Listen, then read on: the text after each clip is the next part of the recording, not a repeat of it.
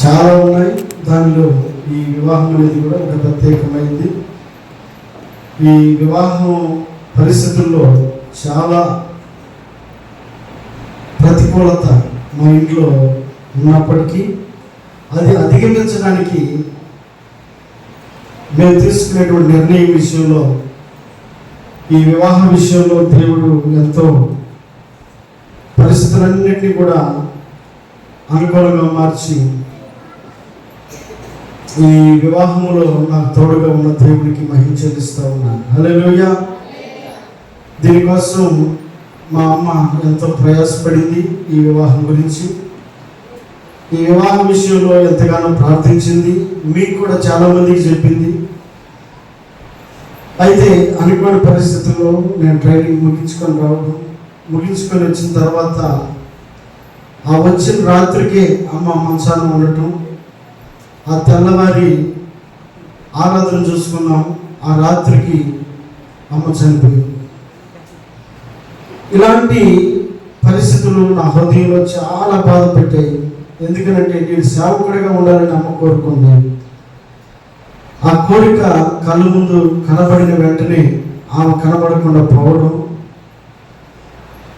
ఆ తర్వాత తీరని దుఃఖంలో ఉన్నటువంటి మాకు ఒక రాత్రి గడవాలంటే ఏదో కొన్ని రోజులు గడిచినంత బాధగా, అమ్మ లేని లోటు ఎంతో మా జీవితంలో ఉంది.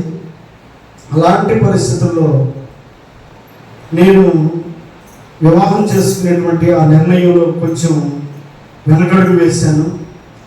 మేనరికం విషయంలో అలాంటి పరిస్థితుల్లో నాన్న అలాగే కుటుంబ సభ్యులు వారు చెప్పినటువంటి ధైర్యము, అలాగే నాన్న ప్రోత్సహించినటువంటి విధానంలో ఆ సమయానికి అలా ఒప్పుకున్నాను. ఆ ఒప్పుకున్నటువంటి ఆ దినాన ఒప్పుకున్నప్పటికీ ఈ రోజున ఆ రోజు తీసుకున్న ఆ తీర్మానము నాకు ఎంత మేలో, మా నాన్న తొందర పెట్టి చేయబట్టి నేను ఈ మేలును అనుభవించగలుగుతా ఉన్నాను అనేటువంటి ఆ ఆనందం ఎప్పుడు నా హృదయంలోనే నిల్చుంటుంది. ఆ రోజు వాళ్ళు పెట్టినప్పుడు ఆ బలవంతంగా కొంచెం అనిపించినప్పటికీ ఆ బలవంతమే నాకు నా జీవితానికి ఆశీర్వాదకరంగా మార్చిపోయింది. ఈ వివాహం జరగడానికి నా కుటుంబ సభ్యులు ఎంతో ప్రయాసపడి వారు ఆశించినటువంటి విధంగా ఈ వివాహం జరగడానికి ఎంతగానో శ్రమ పడ్డారు. అయితే ఈ వివాహం విషయంలో ప్రారంభం మొదలుకొని దేవుని వాక్యం ఏమిటి సెలవిస్తూ ఉందనంటే, భార్య దొరికిన వాడికి మేలు దొరుకును. కొంతమంది సేవకులు అంటారు స్టేజ్ మీద, భార్య దొరికిన వాడికి ఏం దొరుకుతుందంట, మేలు దొరికినట్టుగా పరిస్థితులు మారిపోతాయంట. ఇంట్లో ప్రశాంతత ఉందనుకో, బయట కూడా మనం ప్రశాంతంగా ఉండగలం. ఇంట్లో నెమ్మది లేదనుకో, బయట కూడా మనం నెమ్మదిగా ఉండలేము. కాబట్టి నా విషయంలో జరిగినటువంటి ఈ గొప్ప మేలును బట్టి, దేవుని వాక్యం బట్టి మనం ఆలోచన చేస్తే, ఇక్కడ ఒక సామెత గ్రంథంలో ఒక మాట ఉంది. 31వ కీర్తన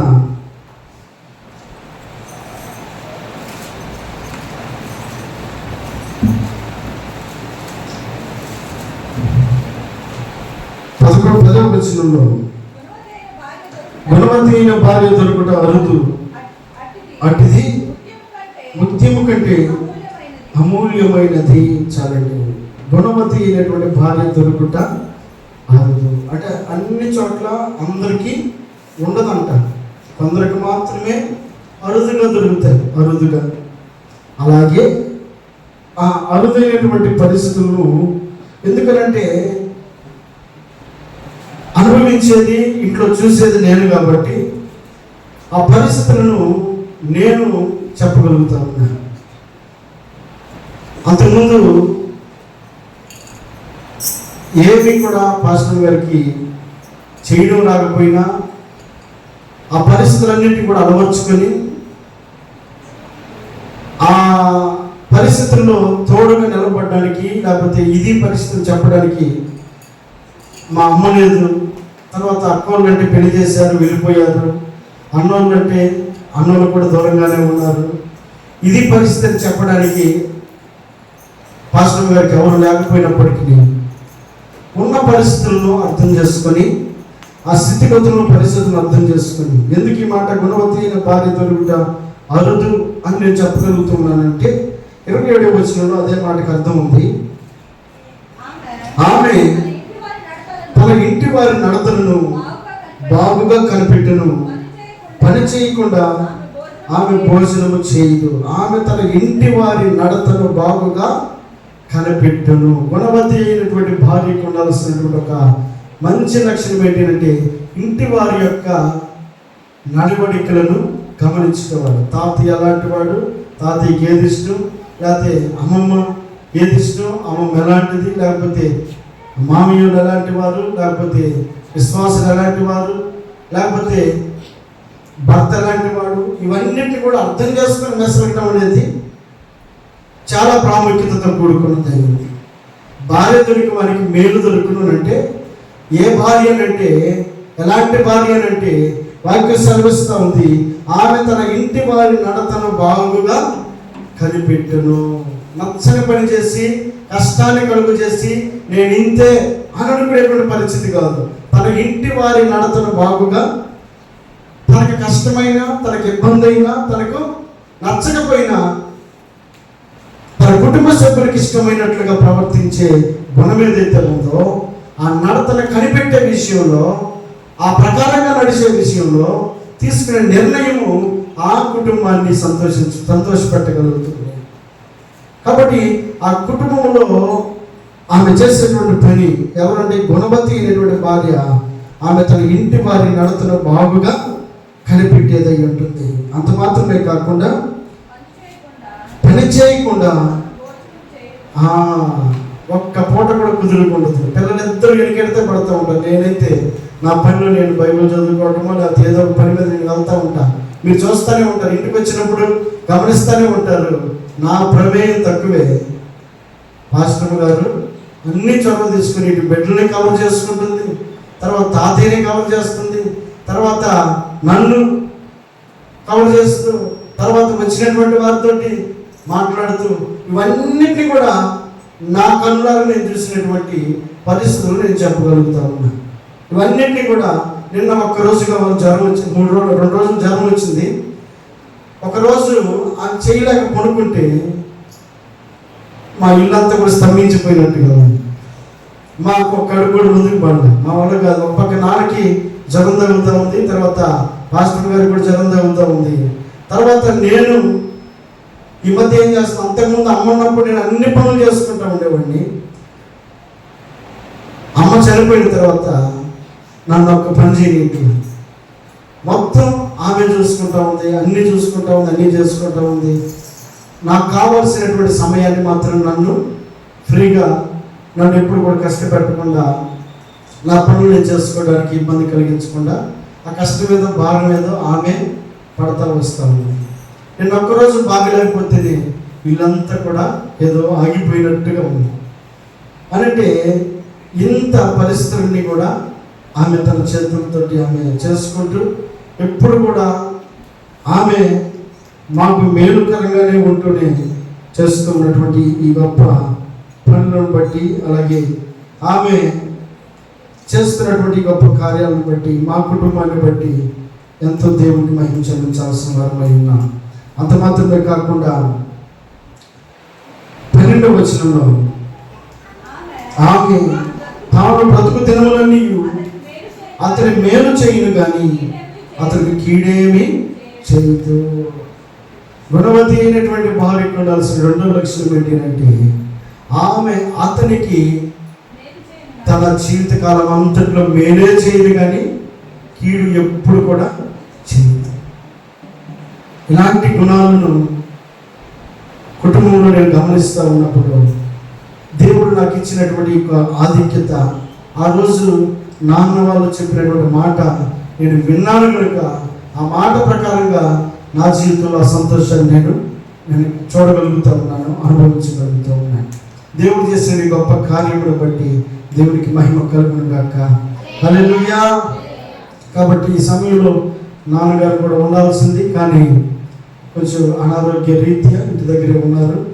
కాబట్టి దేవుని యొక్క ఆశీర్వాదము మన మీద మెండుగా ఉన్నట్లుగా, మా కుటుంబం మీద ఉన్నట్లుగా, ఈ పరిచర్యలు ఇంకను బలంగా ముందుకు కొనసాగినట్లుగా మీ ప్రార్థనలు తప్పక జ్ఞాపకం చేసుకోవాలని, ఇంకనే బలమైనటువంటి కార్యాలు, దేవుణ్ణి మెప్పించే కార్యాలు, మీ అందరికీ ఆశీర్వాదకరమైనటువంటి గొప్ప కార్యాలు దేవుడు మా కుటుంబం ద్వారా జరిగించుకున్నట్లుగా మీ ప్రార్థనలు జ్ఞాపకం చేసుకోవాలని, ఈ సమయమందు ప్రేరేపించబడి మరొకరు ప్రార్థన చేయాలని రాష్ట్రం గారు మీరు రావాలని కోరుతున్నాను.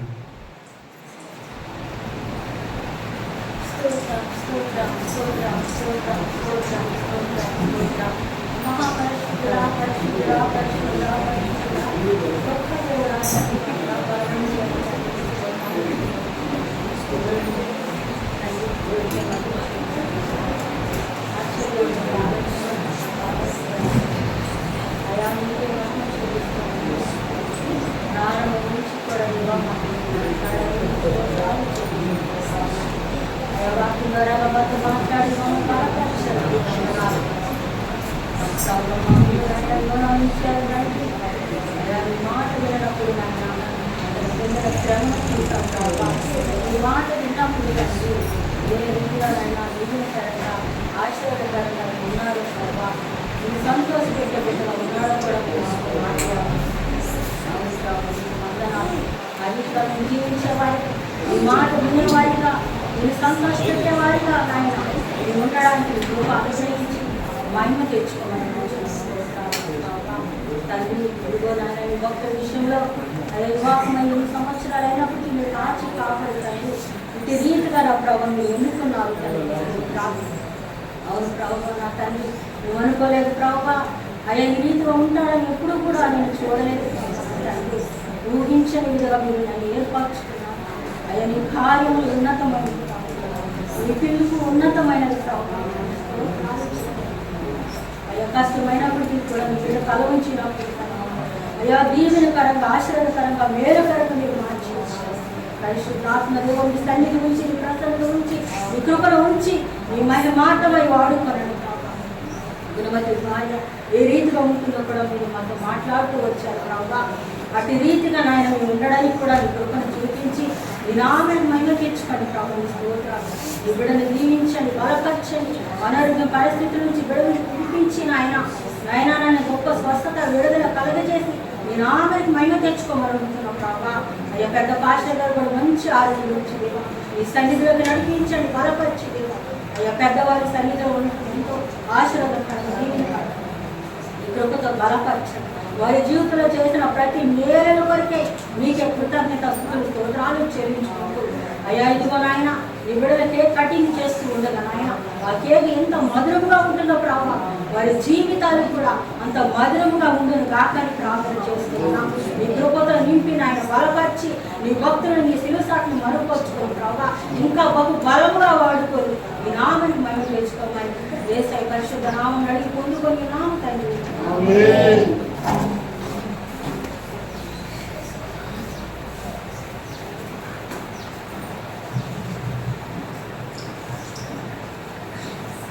దేవా పరలోక దూతాలి నిన్ను పాడి కీర్తింప ఎంతో ఎంతో మహిమా ఈ భూమి నీరు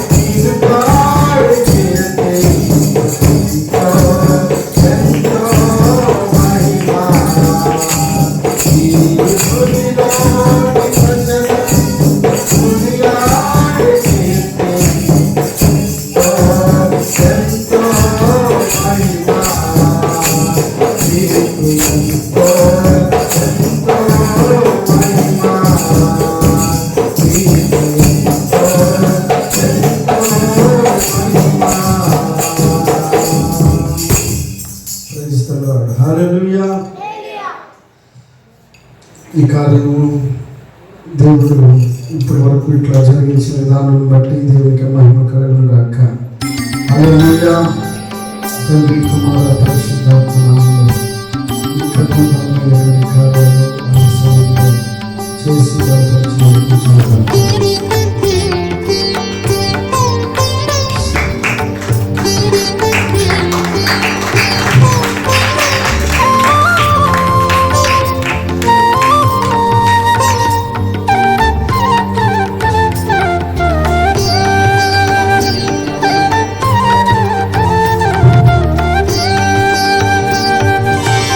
నీవు చేసిన ఉపకారములకై నేనేమి చెల్లింతును?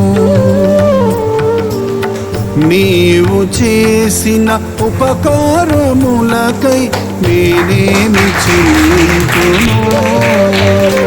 ఏడాది కోడెలనా వేలాది పొఠేళనా, ఏడాది కోడెలనా వేలాది పొటేళ్ళనా, నీవు చేసిన ఉపకారములకై నేనేమి చెల్లింతును?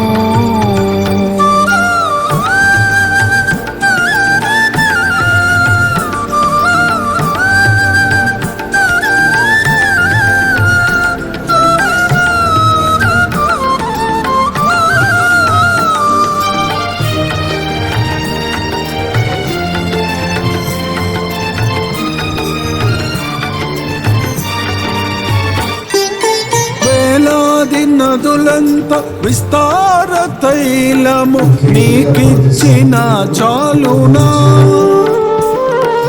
వేలాది నదులంత విస్తార తైలము నీకిచ్చిన చాలునా?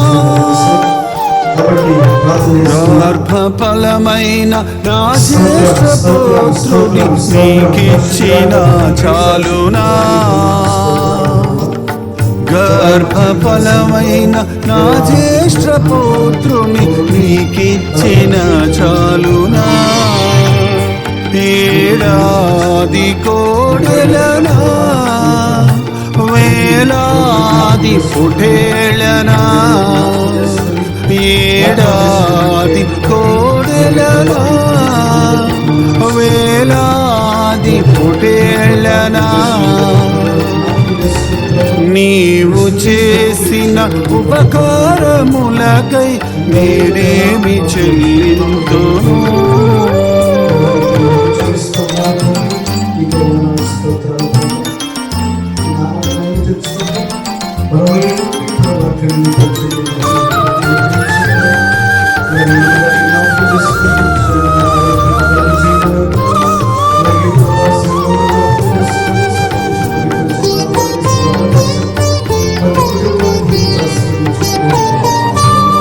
మరణ పాత్రుడనయ్యున్న నాకై మరణించితివ సిలువలో, మరణ పాత్రుడనయ్యున్న నాకై మరణించితివ సిలువలో, కరుణ చూపి నీ జీవ మార్గాన నడిపించుమో యేసయ్యా, కరుణ చూపి నీ జీవ మార్గాన నడిపించుమో యేసయ్యా, ఏడాది కోడెలనా వేలాది పొటేళనా, ఏడాది కోడెలనా వేలాది పొటేళనా, నీవు చేసిన ఉపకారములకై నేనేమి చెల్లింతును?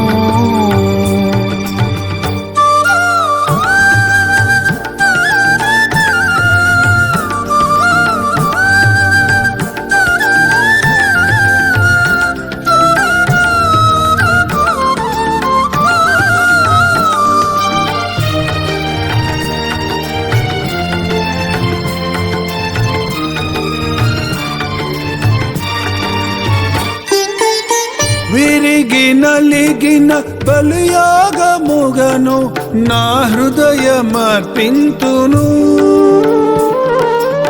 విరిగి నలిగిన బలియాగముగను నా హృదయమర్పింతును. రక్షణ పాత్రను చేబూని నిత్యము నిన్ను వెంబడించెదను. రక్షణ పాత్రను చేబూని నిత్యము నిన్ను వెంబడించెదను. ఏడాది కోడెలనా వేలాది పొటేళ్ళనా, ఏడాది కోడెలనా వేలాది పొటేళ్ళనా, నీవు చేసిన ఉపకారములకై నేనేమి చెల్లింతును. నీవు చేసిన ఉపకారములకై నేనేమి చెల్లింతును. ఏడాది కోడెలనా వేలాది పొటేళ్ళనా, ఏడాది కోడెలనా వేలాది పొటేళ్ళనా, నీవు చేసిన ఉపకారములకై నేనేమి చెల్లింతును.